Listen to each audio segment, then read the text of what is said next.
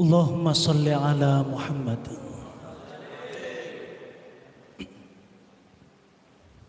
Ngantuk mboten nggih?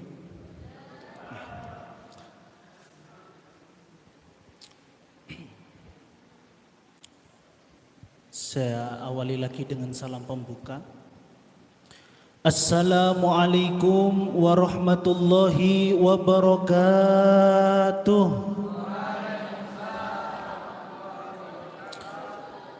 Alhamdulillahilladzi asra bi'abdihi laylan minal masjidil harami ilal masjidil aqsa.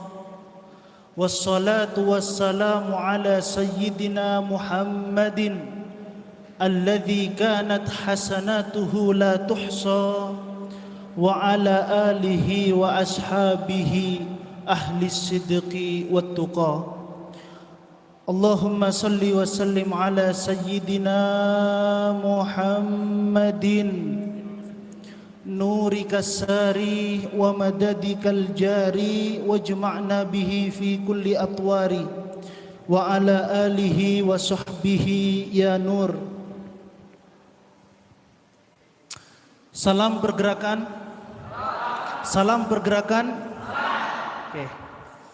Para sahabat-sahabati yang dimuliakan Allah dan saya banggakan dan saya cintai, cinta dalam makna umum.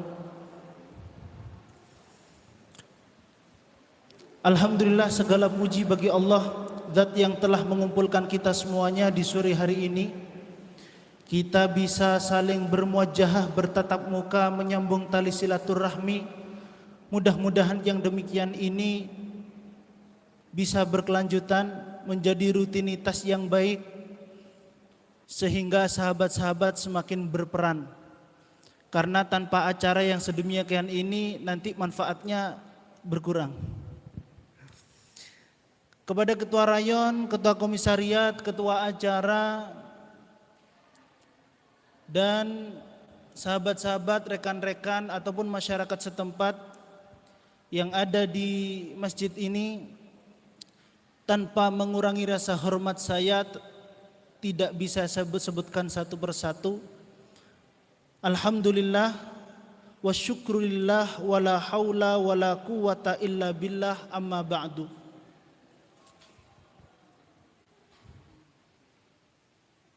Bertepatan momen yang pas dengan adanya Isra Mi'raj, mengambil tema memetik ibrah Isra Mi'raj untuk penguatan kalbi di masa pandemi. Qalbi ini biasanya kalau orang Timur Tengah bacanya juga galbi. Kalau tidak awas orang bilang qalbi pakai bahasa galbi itu kita dengarnya kalbi. Kalau kalbi nanti maknanya lain. Sahabat-sahabati, rekan-rekan semuanya yang saya hormati dan insya Allah dimuliakan Allah.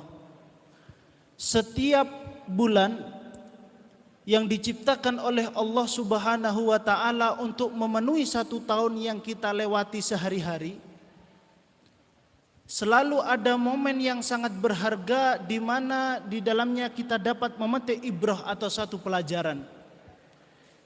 Di bulan Muharram misalnya, 14 abad yang lalu ada peristiwa besar yang disebut dengan Hijratun Nabi.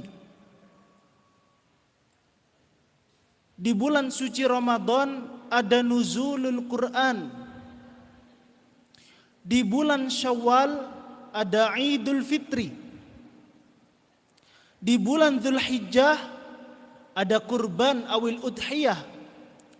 Dan di bulan Rajab ada peristiwa yang kita kenal dengan Isra Mi'raj. Ayyuhal ahibba hadanallah wa iyyakum ajmain. Biasanya anak PMI ini banyak anak pesantren juga kan ya. Ada yang lulus dari pesantren kemudian kuliah masuk juga PMII. Ada Gawagis, Nawaning, Nyawanyi jamaknya nyai. Allahumma salli ala Muhammad. Di momen peristiwa Isra Mi'raj ini, hampir setiap apa yang Nabi temui dan apa yang Nabi alami, kalaulah kita bisa berpikir secara baik, semua bisa menjadi ibrah atau pelajaran. Itu sebabnya di dalam Al-Quran Allah kerap kali menyampaikan la'allakum tatafakkarun, la'allakum ta'qilun. Supaya Al-Quran tidak hanya dibaca, menjadi undang-undang dalam kehidupan sehari-hari melalui akal pikiran yang kita mainkan. Allahumma sholli ala Muhammad. Sehingga kita beristidlal hukum tidak hanya katanya tapi realitanya. Mafhum?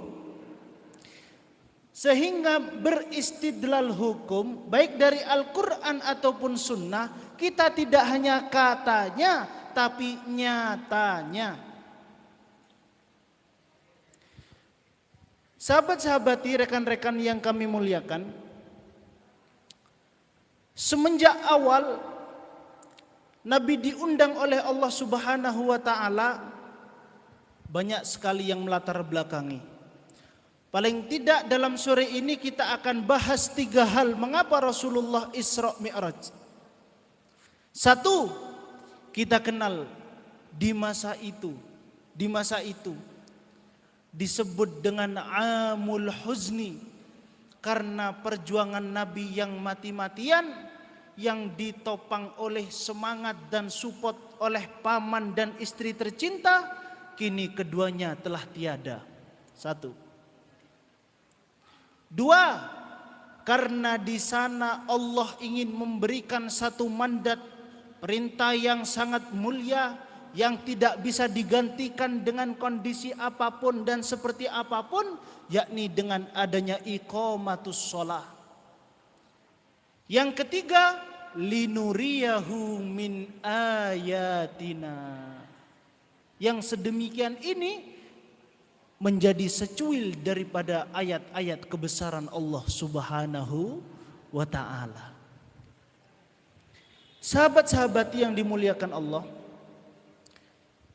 kita balik mundur 14 abad yang lalu. Rasulullah ketika di Makkah, beliau menyebarkan agama Islam min baitin ila bait wa min darin ila dar, dari rumah ke rumah, dari satu tempat ke tempat yang lain.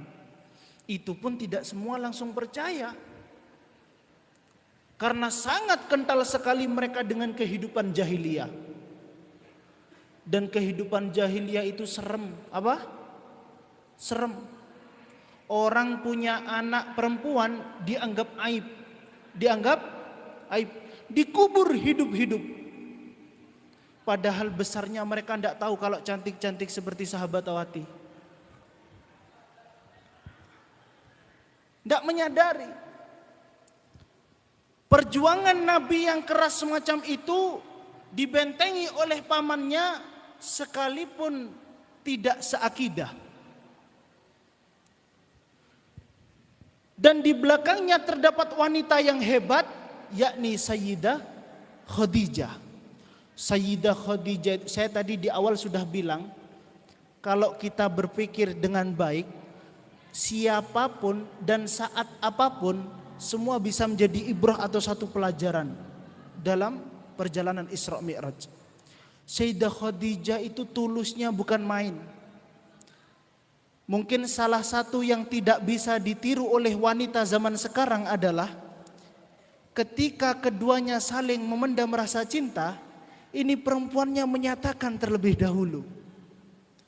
Secantik-cantik wanita saat ini, secinta-cintanya, kayaknya gengsi. Iya benar mas, benar ya. Kebenaran ini bisa sampean uji, sampean buktikan. Kalau mungkin dalam satu kelas atau dalam satu fakultas, kayaknya anak ini suka ke saya, tapi kok nggak bilang-bilang, ketutup dengan rasa gengsi. Padahal dalam Islam tidak ada satu larangan. Perempuan melamar lelaki halal, boleh, mantap, nikmat. Betul? Tapi nyatanya sekalipun perempuan yang menginginkan, lakinya yang didorong agar memulai. Jadi settingan mulai awal. Maka jangan salahkan kalau ada sandiwara dalam rumah tangga yang memang dari awal sudah disetting. Sahabat-sahabati hadirin yang saya muliakan, di tahun yang sama, di waktu yang hampir beriringan, kedua orang yang menopang dakwah Nabi telah tiada. Dan ini menjadi tahun yang sangat menyedihkan untuk baginda Nabi. Ada satu ibrah yang dapat kita ambil. Kita tahu Abu Thalib, beliau mati-matian membela Nabi. Abu Thalib ini Al-Hashimi, dari kalangan Quraisy yang keluarganya terhormat.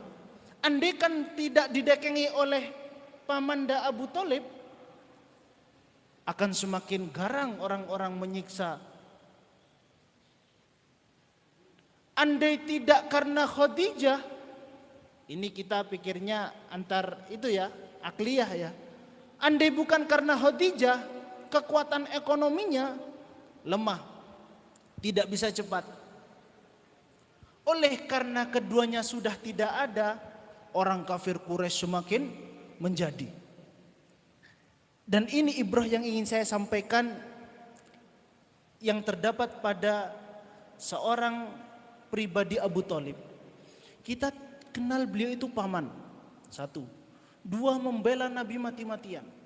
3, ternyata yang beliau salah satu yang disesalkan adalah kenapa ketika wafat tidak sampai mengucap 2 kalimat syahadat, asyhadu alla ilaha illallah wa asyhadu anna muhammadar Rasulullah.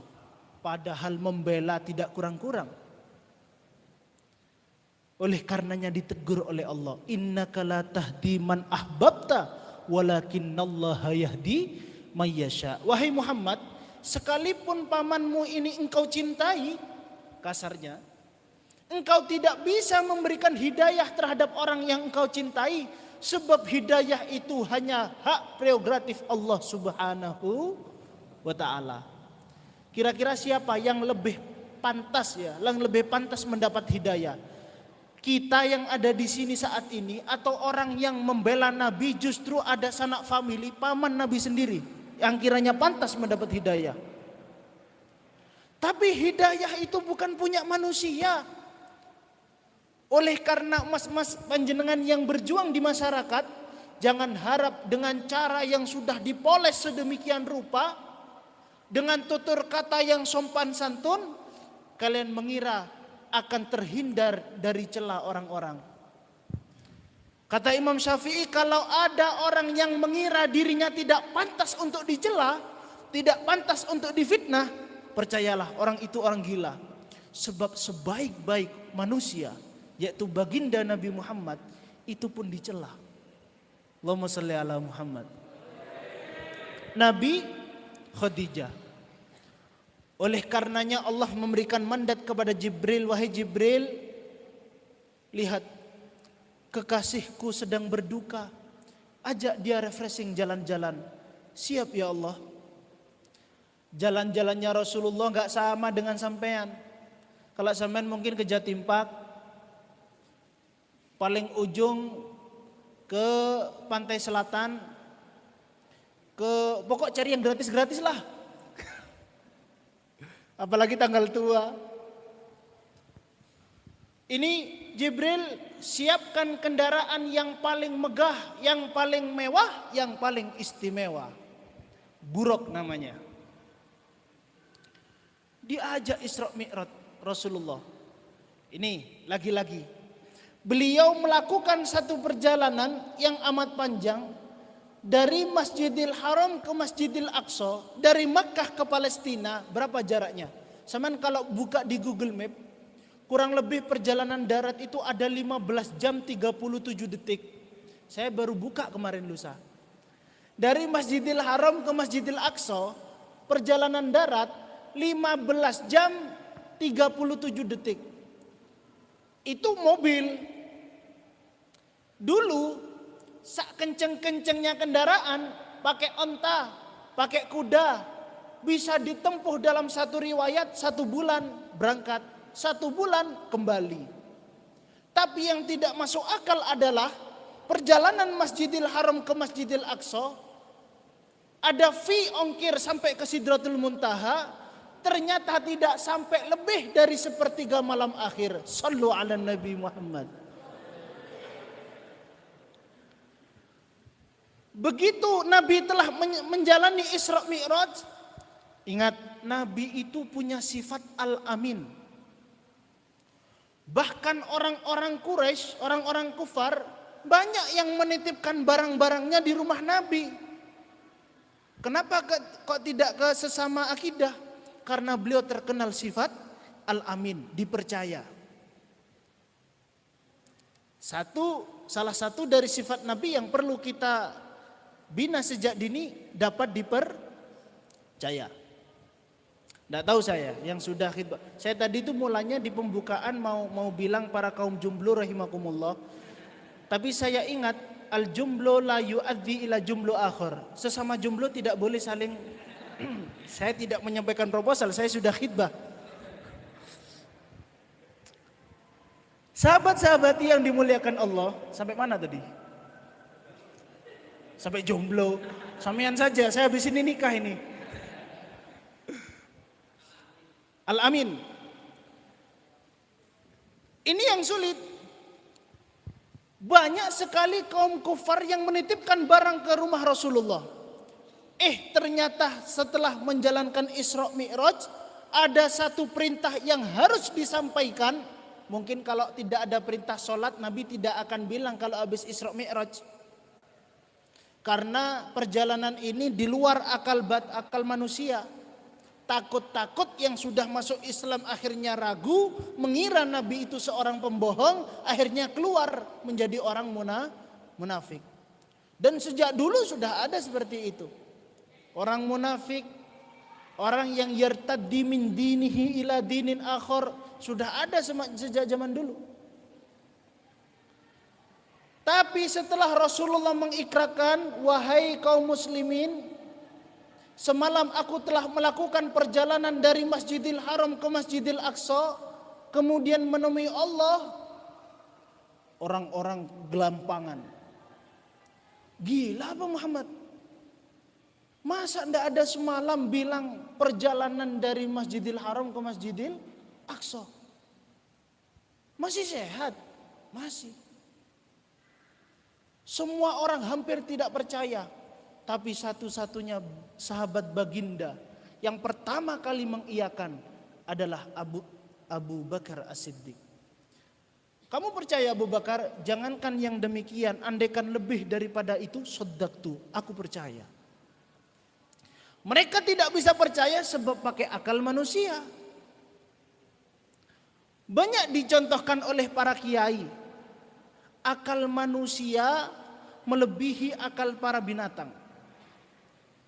Andai kata ada seekor semut melakukan satu perjalanan dari Malang ke Surabaya, Surabaya ke Malang dalam waktu relatif singkat hanya 4 jam, kaum semut akan mengingkari.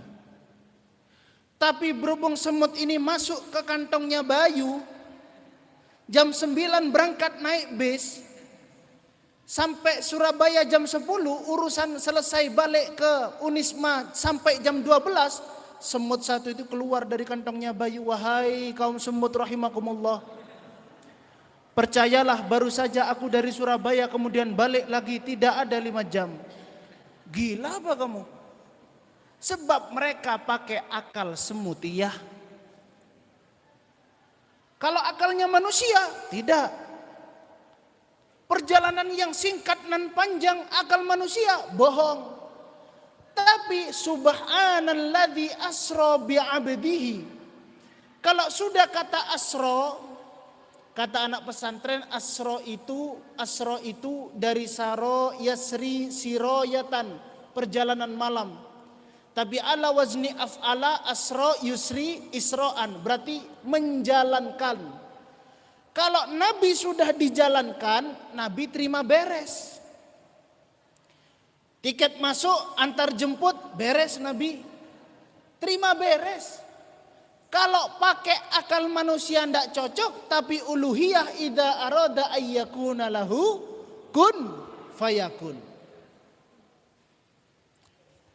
Jamaah yang dimuliakan Allah, setelah melakukan perjalanan menyampaikan kepada orang-orang bahwa malam itu juga telah melakukan Isra Mi'raj, banyak di antara kalangan sahabat yang mulai meragukan.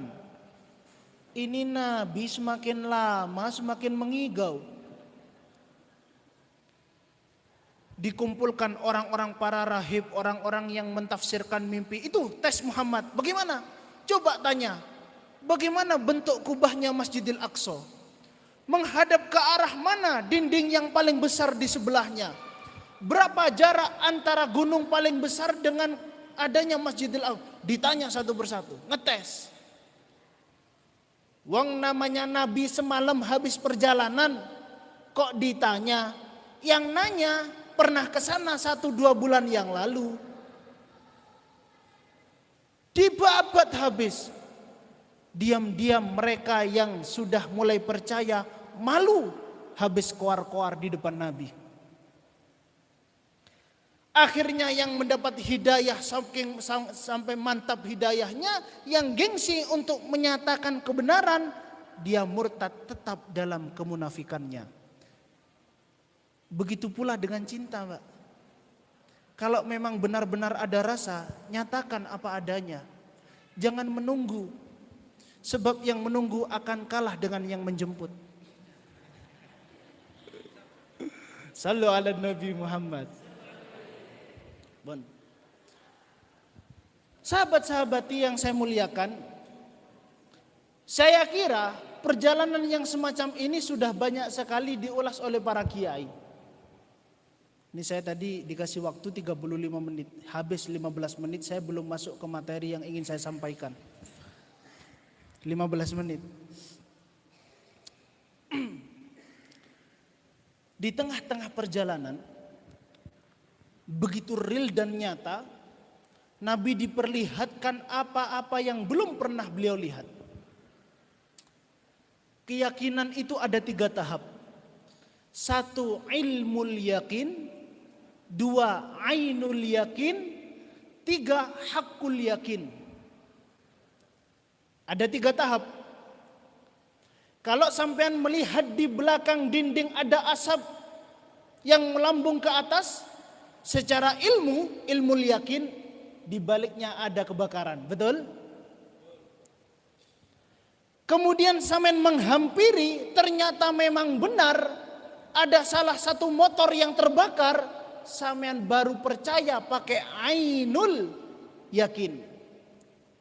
Kemudian ingin dibuktikan, tangan masuk ke kobaran api, ternyata panas, baru hakul yakin.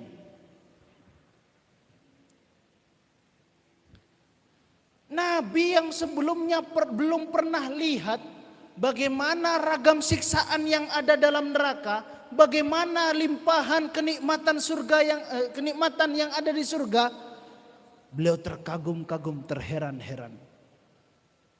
Melewati perjalanan, beliau melihat ada orang-orang yang baru saja menanam biji, tumbuh langsung bisa dipanen. Begitu dipetik tumbuh lagi, dipetik tumbuh lagi. Wahai Jibril, siapakah orang itu wahai Jibril? Ya Rasulullah, katanya. Mereka itu adalah salah satu dari umatmu yang dulu semasa hidupnya ia gemar bersedekah. Tapi sedekahnya juga ikhlas. Kalau sekarang kalau mau masuk ke masjid, ada kotak lewat, mau sedekah 50.000, ngelipetnya 1 menit. Mau masukkan ke dalam kotak, ngelipatnya 1 menit. Ada biasanya diumumkan dari Pak Wagimin 50.000 yang depan. Sombong. Ria. Pak Wagiono 500.000 yang di depan. Ria. 1 juta dari hamba Allah. Itu baru ikhlas. Kamu tahu siapa? Aku. Karena disebut hamba Allah. Kamu tahu siapa? Aku. Siapa itu malaikat Jibril? Itu dari umatmu ya Rasulullah. Semasa hidup di dunia gemar bersedekah. Kemudian beliau melewati satu perkampungan. Beliau lihat ada seorang wanita yang parasnya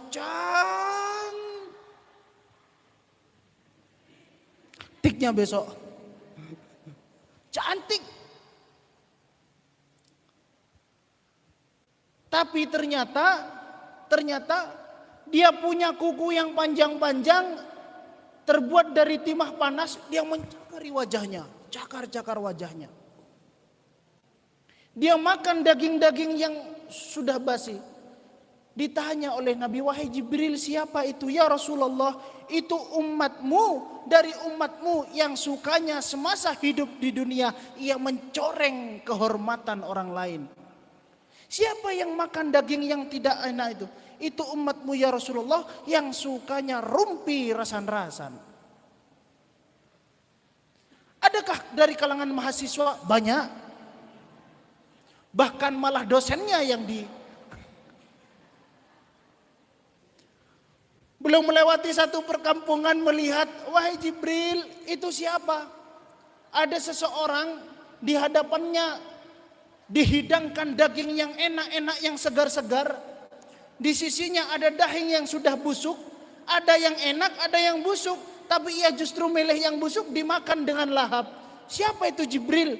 Ya Rasulullah, itu dari kalangan umatmu yang suka jajan. Di rumah ada yang halal, ia mencari yang haram di luar sana. Mahasiswa mungkin loading, tapi rupa-rupanya wajah polos, hatinya beringas. Di rumah ada yang halal ya Rasulullah, dia masih milik orang lain. Kenapa? Karena rumput tetangga lebih hijau.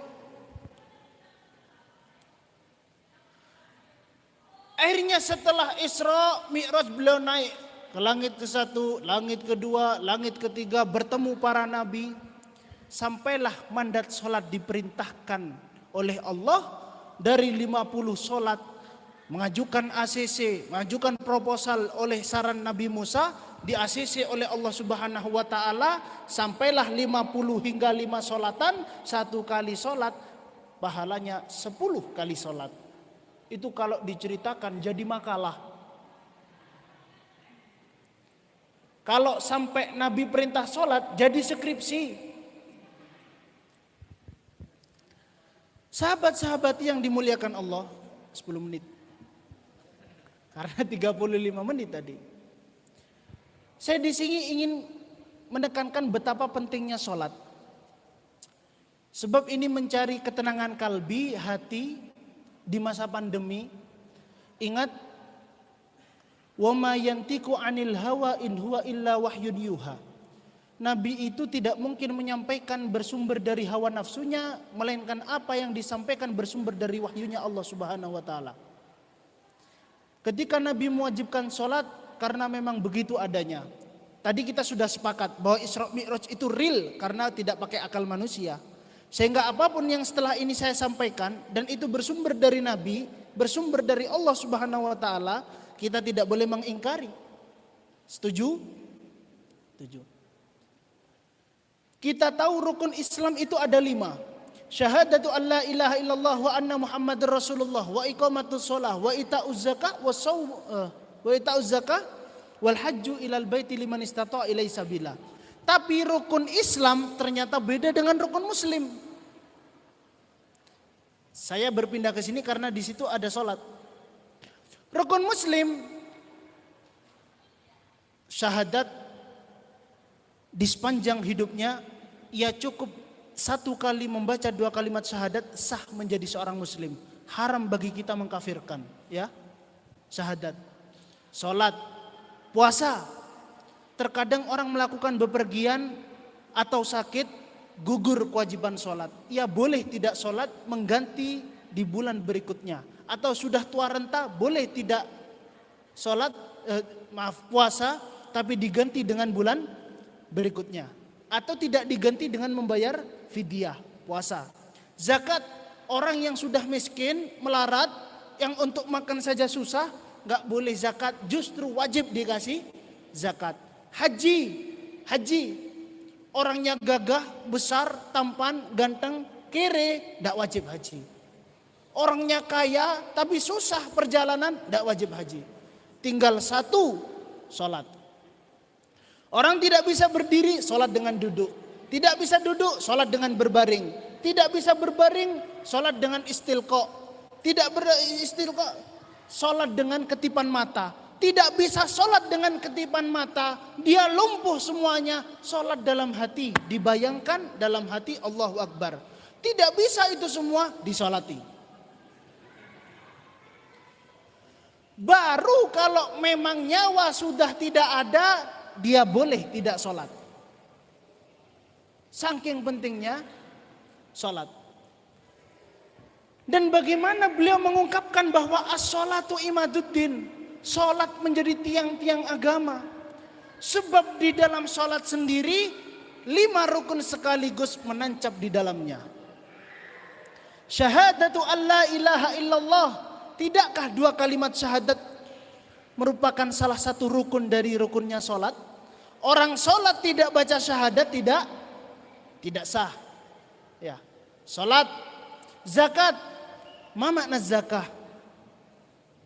Mengeluarkan sebagian harta diberikan kepada orang yang membutuhkan. Orang kalau mengeluarkan harta, ia terlebih dahulu bekerja sehingga menghasilkan laba, labanya dibuat zakat. Orang bekerja artinya waktu yang dimiliki 24 jam dalam sehari, dia ambil sebagian untuk bekerja sehingga menghasilkan laba. Betul? Dengan melakukan sholat, orang tidak lagi menyisihkan harta, orang tidak lagi menyiapkan diri, tapi memberi sesuatu yang paling inti dalam kehidupannya, yaitu waktu. Betul? Maka makna zakah dalam sholat sudah diperoleh. Sekarang puasa, ma makna siyam? Menahan diri dari syahwatnya perut, syahwatnya kemaluan, untuk tidak dilakukan mulai dari terbitnya fajar sampai terbenamnya matahari. Ketika Anda ada di dalam sholat, tidak hanya syahwatnya perut, tidak hanya syahwatnya kelamin, tapi syahwat ingin ngomong, yang ingin rasan-rasan, yang ingin nyelatu dosennya, tidak boleh dulu, tidak boleh. Bahkan sekedar bergoyang-goyang, tiktokan sambil sholat, tidak boleh. Tidak boleh. Maka makna dari puasa melebihi daripada puasa itu sendiri. Makan tidak boleh, gerak tidak boleh, nafas yang boleh. Kemudian haji, ma makna haji? Yatawajjahu ila baitillah. Tidakkah kita sholat, kita hadapkan wajah dan hati kita ke Baitullah? Maka makna haji pun terdapat dalam sholat. Wa man hadamaha faqad hadamaddin. Maka di antara kita yang tidak mau melaksanakan sholat, sama halnya ia merusak agama. Mas, bukan agama Islam yang rusak, tapi agama kita. Islam tanpa PMII jaya. Islam tanpa HMI maju. Islam tanpa ormas-ormas kecil tambah melambung tinggi. Tapi makna dari waman hadamaha faqad hadamaddin, yang meninggalkan sholat, yang merobohkan agamanya, akidah kita yang dipertaruhkan di hadapan Allah Subhanahu wa ta'ala. Untuk apa kita bergabung PMI? Untuk khidmat. Untuk apa khidmat? Agar diakui Nabi. Untuk apa diakui Nabi? Mendapat ridhonya Allah. Tapi ternyata setelah melalui sekian tahap yang melelahkan, pada penghujungnya tidak meninggal dalam keadaan husnul khotimah. Mau? Na'udzubillah. Faqad hadama ad-din. Maka dikatakan dalam satu ayat, inna sholata tanha anil fahsya'i wal munkar. Imam Ibnu Katsir dan Imam Baghawi sepakat menukil dauhnya para ulama bahwa sholat bisa kita jadikan barometer seseorang. Kalau orang baik akhlaknya, budi pekertinya luhur, bisa dipastikan dia sholatnya baik. Kalau orang sudah suka bohong, suka ruwet urusan uang, kita pastikan sholatnya masih berantakan.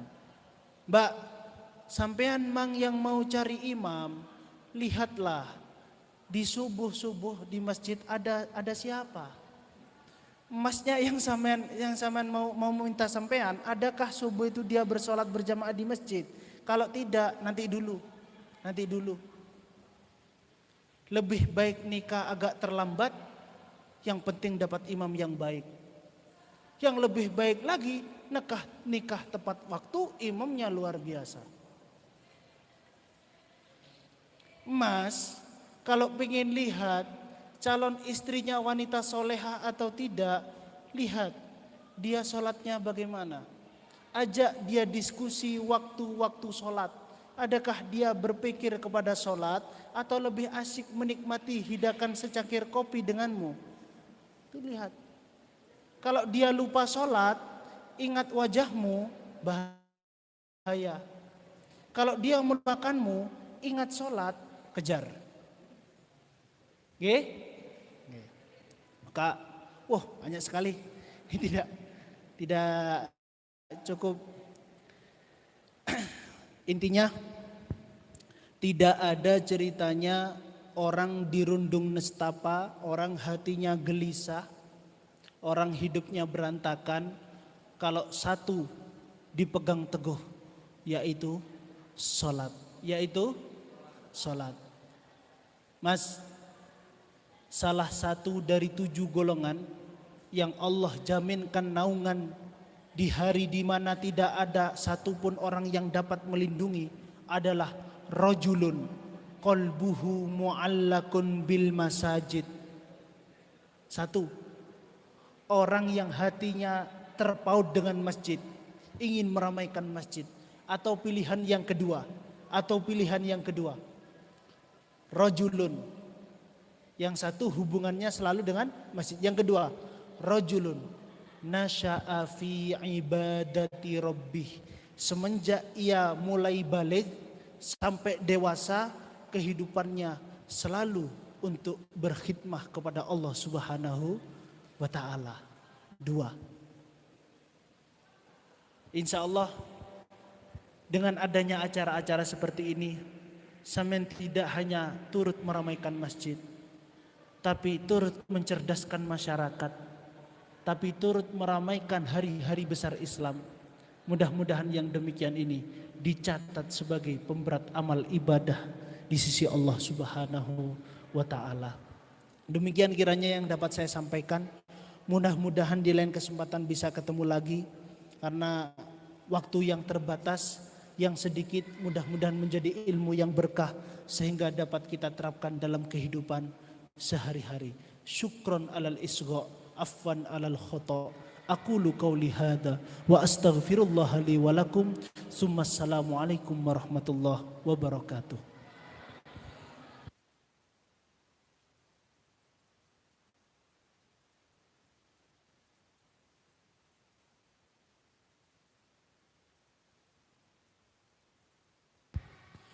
Al-Fatihah.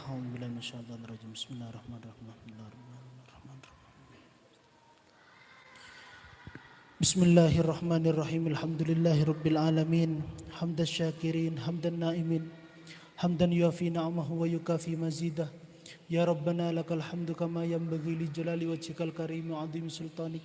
Allahumma la tada' lana fi maqamina hadza dhanban illa ghafartah, wa la 'aiban illa satartah, wala hamman illa farajtah, wala ghamman illa kashaftah, wala dainan illa qadaitah, wala sa'ilan illa a'taitah, wala da'iyan illa ajabtah, wala maridan illa syafaitah, wala jahilan illa hadaitah, wala adwan illa khaddaltah, wala tariqan illa amintah, wala mujtahidan fil khairati illa nasartah, wala faqiran illa aghnaytah, wala asiran illa yassartah, wala dayyiqan illa wasa'tah, wala hajatan min hawaijid dunya wal akhirah ya laka ridha wa lana fiha salla illa qadaitaha wa yassartaha ya rabbal alamin. Allahumma hdina bihudak waj'alna mimman yusari'u fi ridak ولا تولنا وليا سواك ولا تجعلنا ممن خالف أمرك وعصاك ربنا آتنا في الدنيا حسنة وفي الآخرة حسنة وقنا عذاب النار وصلى اللهم على سيدنا محمد وعلى آله وصحبه أجمعين والحمد لله رب العالمين. الفاتحة.